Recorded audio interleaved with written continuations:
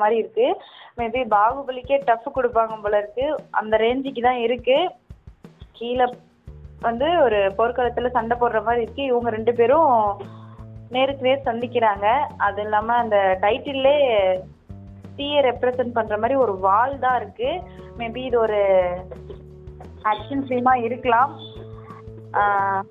அவங்களோட லுக்கே அப்படிதான் இருக்கு. மேபி ராஜாக்கள் 2 பேர் சண்டை போடுற மாதிரி இருக்கலாம். அண்ட் இதோட டைட்டில் பார்த்தீங்கன்னா STR48.